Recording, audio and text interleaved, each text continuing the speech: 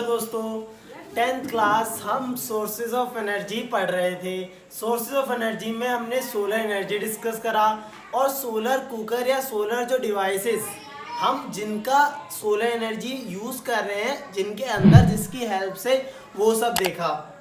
Solar cooker पढ़ा, उसमें focusing device, reflector, plane mirror, concave mirror का यूजेस ये सब देखा। फिर हमने एक और चीज़ लिखी थी, सोलर सेल और सोलर पैनल। तो सोलर सेल को समझने पहले सोलर पैनल को समझना है, तो हमें सोलर सेल को समझना होगा। तो सोलर सेल की अगर हम बात करें तो सोलर सेल सोलर एनर्जी को इलेक्ट्रिकल एनर्जी में कन्वर्ट करता है। अब ये बनता किससे है? ये बनता है सिलिकॉन से। ठीक, अब सिलिकॉन अगर तुम्हें याद ना आ रहा हो तो याद दिला दूं, सिलिकॉन का एटॉमिक नंबर 14 होता है और सिंबल ऐसा ही होता है। अब अगर तुम हायर क्लास में जाते हो तो तुम एक पढ़ोगे फोटो इलेक्ट्रिक इफेक्ट।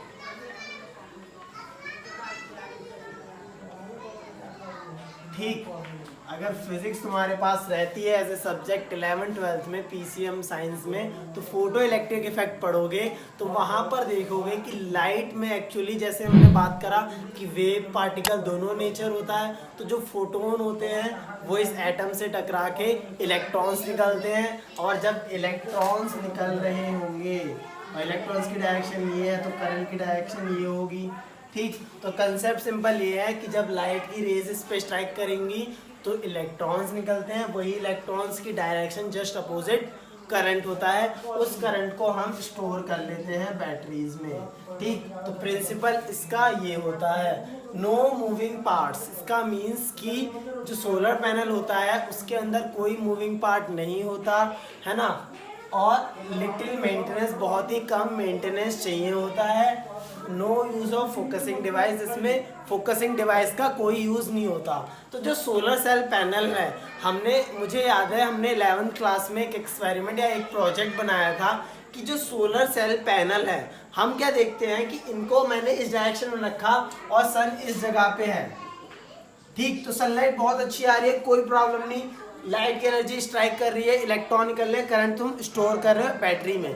ठीक, लेकिन जब सन कहाँ चला जाता है? इस साइड, तो अब जो है इसके लिए लाइट की रेस कम स्ट्राइक कर रही होगी। तो हमने एक ऐसा प्रोजेक्ट बनाया था, मूवेबल प्रोजेक्ट, की जो सोलर पैनल है वो मूव करेगा सन की लाइट के अकॉर्डिंग। तो उसमें प्रोजेक्ट ये था कि जो सनलाइट की डायरेक्शन होगी उसके अकॉर्डिंग हमारा जो पैनल है वो रोटेट करेगा मोटर के अकॉर्डिंग।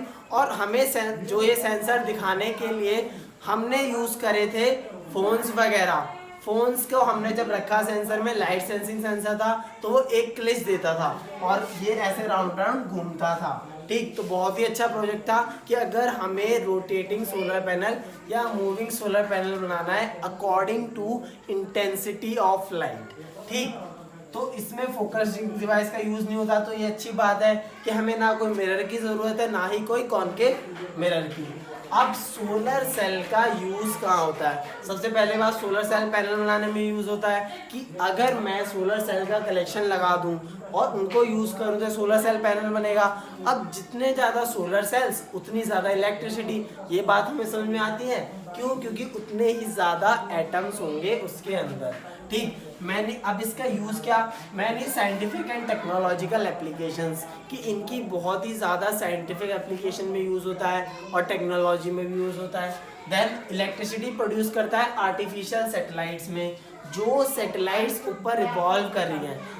अगर हमें अर्थ के अराउंड कोई सैटेलाइट रिवॉल्व करानी है, मान लो ये सैटेलाइट है, उसे रिवॉल्व कराना है। ठीक, तो हम क्या एक्सपेक्ट करते हैं कि पहली बात वो थोड़ा वेट उसका कम हो। क्यों? क्योंकि अगर उसका वेट कम होगा तो वो आसानी से रॉकेट बाहर लॉन्च करा सकते हैं। देन उसके बाद अगर उसे रोटेट कराने के लिए एनर्जी नहीं चाहिए, लेकिन बार बार उसको टर्न ऑन करने को और सिग्नल्स भेजने को, या जो भी हम ट्रांसमिशन कॉल डाटा का यूज़ करते हैं उसके लिए उसको एनर्जी चाहिए। अब वो एनर्जी अगर हम कोई बैटरी लगाएं तो उसे हमें चेंज करना पड़ेगा। अब तुम खुद सोचो कि एक सैटेलाइट जो रिवॉल्व कर रही है उसके अंदर बैटरीज या चेंज करना, एनर्जी सप्लाई देना कितना मुश्किल होगा। तो जो सोलर पैनल्स थे उन्होंने बहुत ही ये काम आसान कर दिया क्यों? क्योंकि इनके लिए कोई हमें ट्रांसमिशन केबल नहीं चाहिए, कोई ऐसा वो सिस्टम नहीं चाहिए जैसा हमारे डेली लाइफ में हम देखते हैं कि ट्रांसफार्मर है, देन पावर लाइन से सबके घरों में लाइट्स आ रही है। अब घर स्टेशनरी है लेकिन सैटेलाइट्स तो मूविंग है। इसका मीन्स कि अगर हम सोलर पैनल्स लगा दें एक साइड पे सैटेलाइट पे, उसके चारों तरफ, तो वो एनर्जी कहाँ जाएगी? क्योंकि ये तो यूनिवर्स में प्रेजेंट है, तो सनलाइट की जो लाइट एनर्जी है, सोलर एनर्जी, इस अर्थ सैटेलाइट पे भी आएगी। इसका मीन्स कि सैटेलाइट ऑटो रिचार्ज होती रहेगी और उसकी फंक्शनैलिटी जब तक सन है तब तक बढ़ जाएगी। ठीक, तो यही आर्टिफिशियल सैटेलाइट का बहुत ही ज़्यादा इंपॉर्टेंस है, एक पॉइंट बहुत ध्यान में रखना है ना। और मार्स ऑर्बिटर्स में यूज़ होता है कि जो मार्स ऑर्बिटर एक तो हम एनर्जी खुद देते हैं, लेकिन जब वो यूनिवर्स में स्पेस में चले जाएं तब हमें जो एनर्जी है वो सन की लाइट एनर्जी देगी। ठीक, स्ट्रीट लाइटिंग के लिए यूज़ होता है, ट्रैफिक सिग्नल्स में वहाँ पे यूज़ होता है, ऑपरेटिंग वाटर पंप्स में भी यूज़ होता है। ठीक, और कुछ टॉयज वगैरह में भी सोलर सेल या कैलकुलेटर्स में यूज़ होता है। तो सोलर सेल पैनल बहुत ही ज़्यादा इंपॉर्टेंट है क्योंकि सोलर एनर्जी रिन्यूएबल है ना। और अभी हमने बात करी कि अगर ट्रांसमिशन लाइंस या फिर ट्रांसफार्मर पॉसिबल नहीं है, अगर हम रूरल एरियाज़ की तरफ जाएं तो वहाँ पर अभी डेवलपमेंट बहुत ही ज़्यादा होना है। कैसे? अगर पोल्स भी तुम लगाओगे तो वहाँ पर अभी पक्की सड़कें नहीं है, तो पोल्स भी जो है ज़्यादा स्टेशनरी नहीं होंगे। इसका मीन्स कि जो बेस्ट वे है वो क्या है? सोलर एनर्जी, कि जो सोलर पैनल्स वो लगाएंगे तो एनर्जी यूज़ कर सकते हैं सनलाइट की। ठीक, या फिर अगर हम हिली रीजन की तरफ जाएं तो वहाँ पर ऊंची ऊंची पहाड़ियों पे जो घर है वहाँ पर ट्रांसमिशन पहुँचाना मुश्किल होता है, ट्रांसफार्मर सेटअप करना मुश्किल होता है, तो ये सोलर पैनल्स बहुत ज़्यादा यूज़फुल होते हैं। तो ये सारा कंसेप्ट था हमारे सोलर सेल पैनल का। फोटो इलेक्ट्रिक इफेक्ट नाम है, ध्यान में रखना, नाम अभी पहचानना ज़रूरी है।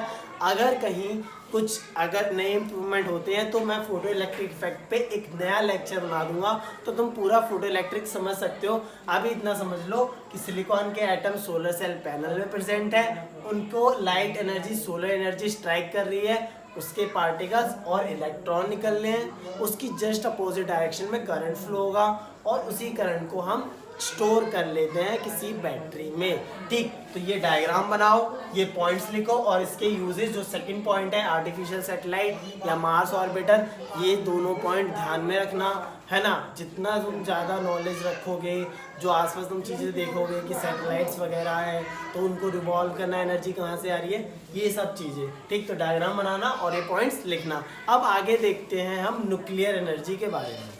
कन्वेंशनल सोर्सेज ऑफ एनर्जी की सीरीज में हमारे पास जो नेक्स्ट है सोलर एनर्जी के बाद वो है न्यूक्लियर एनर्जी। अब ये न्यूक्लियर एनर्जी भी पहले के जो कन्वेंशनल सोर्स थे या पारंपरिक सोर्स थे उसका पार्ट नहीं था, ये हम ही नए साइंटिस्ट्स ने डेवलप करी है नई चीज़ कि इसमें क्या है कि जो न्यूक्लियस है एटम का, उसके अंदर बहुत ही ज़्यादा एनर्जी होती है ना। तुम लोग तो न्यूक्लियस ऐसे बना देते हो, ये हो गया न्यूक्लियस।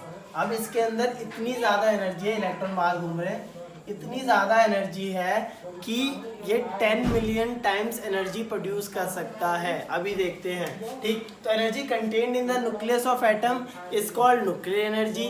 ठीक, तो जो न्यूक्लियस ऑफ एटम के अंदर एनर्जी होती है उसको न्यूक्लियर एनर्जी बोलते हैं।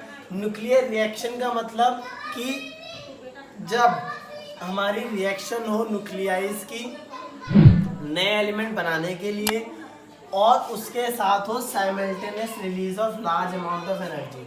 ठीक, तो दो वर्ड है, एक है न्यूक्लियस, एक न्यूक्लियाई। तो न्यूक्लियस का प्लूरल न्यूक्लियाई होता है, ये चीज़ तुम्हें ध्यान रखनी है कि अगर मैं एक की बात करूं, एक एटम की बात करूं तो न्यूक्लियस, और अगर मैं दो या उससे ज़्यादा बात करूं तो न्यूक्लियाई। ठीक, तो अगर न्यूक्लियाई का रिएक्शन होती है, नए एलिमेंट बनते हैं और उसके साथ एनर्जी रिलीज होती है, वो हमारी न्यूक्लियर रिएक्शन होती है। ठीक, अब न्यूक्लियर रिएक्शन दो टाइप की होती है, पहला न्यूक्लियर फिजन। अब न्यूक्लियर फिजन की हम बात करें तो तुम्हें पता होगा कि तुमने बायो में पढ़ा था बाइनरी फिजन, याद करो 9th क्लास में पढ़ा था।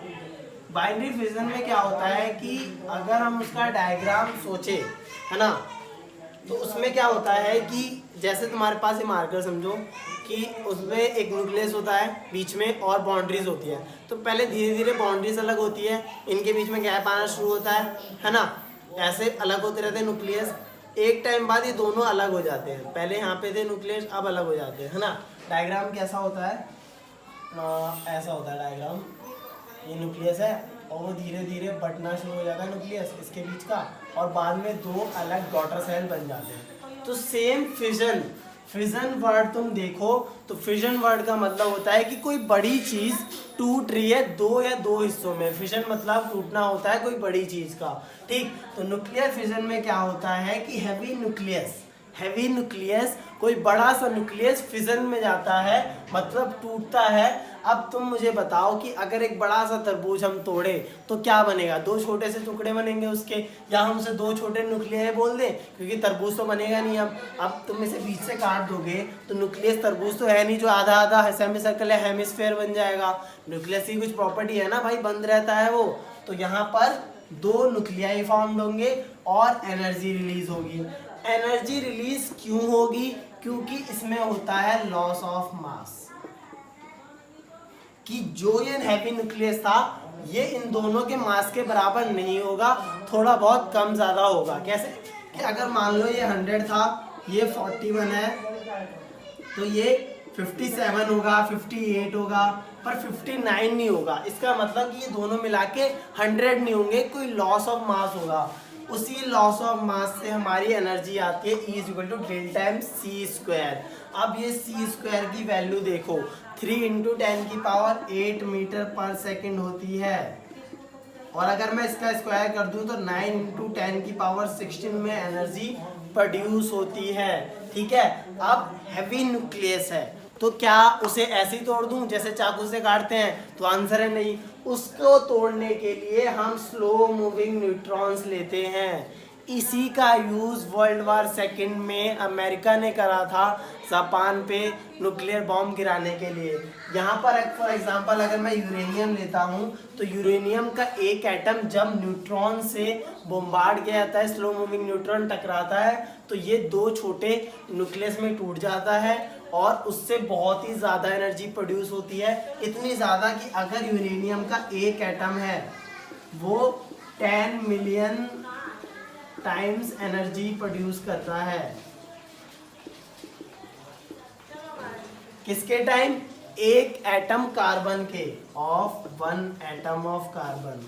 इसका मीन्स कि अगर मैं 10 लाख नहीं 10 मिलियंस है ना, तो वो 10 लाख मतलब 1 करोड़ मानो कि 1 करोड़ एटम्स अगर मैं कार्बन के बर्न करूं उतना एक एटम ऑफ यूरेनियम अकेले एनर्जी प्रोड्यूस कर सकता है।